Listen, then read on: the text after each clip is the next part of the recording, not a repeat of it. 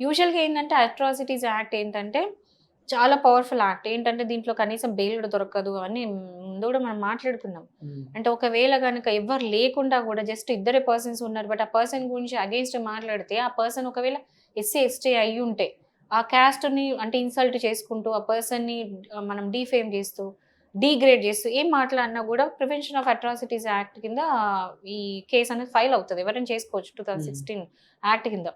So, వీళ్ళ ఇదెందుకంటే వీళ్ళకి protection కోసం. ఎవరైతే ఎస్సీ, ఎస్టీస్ ఉన్నారో వాళ్ళకి సెపరేట్‌గా ఒక ప్రొటెక్షన్ అనేది ఇవ్వడానికి యాక్ట్ అనేది ఇంట్రొడ్యూస్ చేయబడింది. వాళ్ళ రైట్స్ అన్నీ ఇప్పుడు వీళ్ళ మీద అట్రాసిటీస్ క్వెషన్ చేయాలి. ఎవరో ఒకరు అడ్రెస్ చేయాలని చెప్పేసి చేస్తున్నారు.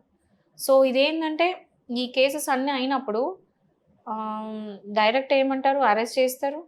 ఎవిడెన్స్ గూడా బాగా ఒకవేళ ఎవ్వరు లేరు అంటే గూడా కొన్నిసార్లు ఎవిడెన్స్ లేకపోతే కేస్ కొట్టేస్తారు. బట్ ఈ కేస్ కొంచెం కాంప్లికేటెడ్ అండి. ఈ యాక్ట్ అనేది కాంప్లికేటెడ్. ఎవిడెన్స్ అదంతా గూడా ఎట్లా అంటే ఒకవేళ ఒక్క విట్నెస్ వచ్చి చెప్పినా ఇదయింది అంటే ఇంక అంతే.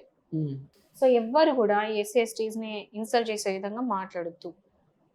ఆర్ వాళ్ళకి అగెయిన్స్ట్ అట్రాసిటీస్ చేయొద్దు.